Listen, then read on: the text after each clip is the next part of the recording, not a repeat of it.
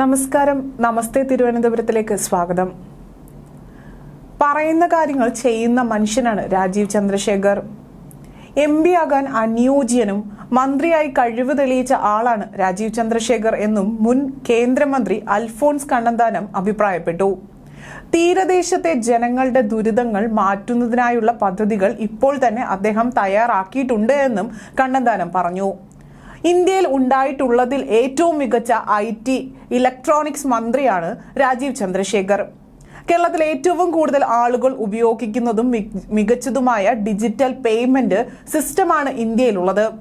ഇന്ത്യയുടെ ഡിജിറ്റൽ പേ സംവിധാനം ലോക രാജ്യങ്ങൾ ഇപ്പോൾ ഏറ്റെടുക്കുകയാണ്. അതിന്റെ പിന്നിൽ പ്രവർത്തിച്ച ബുദ്ധി കേന്ദ്രം കൂടിയാണ് രാജീവ് ചന്ദ്രശേഖർ.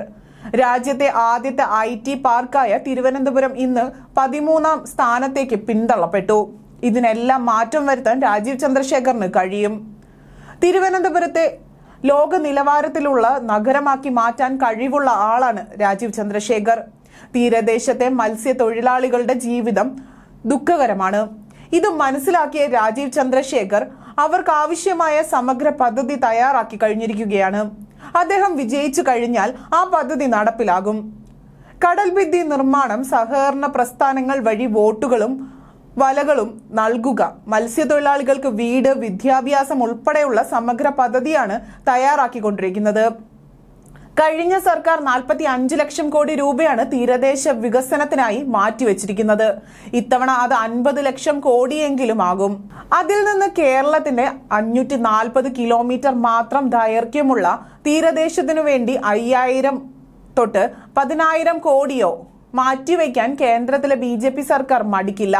പക്ഷെ ഇവിടുത്തെ MPമാർ ആരും തന്നെ തീരദേശ മേഖലയ്ക്ക് വേണ്ടി ആ ഫണ്ട് ചോദിച്ചു വാങ്ങാൻ തയ്യാറാകുന്നതുമില്ല.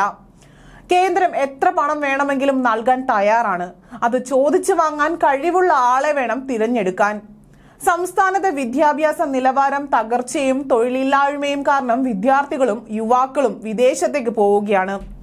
അവരാരും ഇവിടേക്ക് തിരിച്ചു വരാനും പോകുന്നില്ല. വരും കാലത്ത് കേരളം വൃദ്ധസദനമായി മാറും.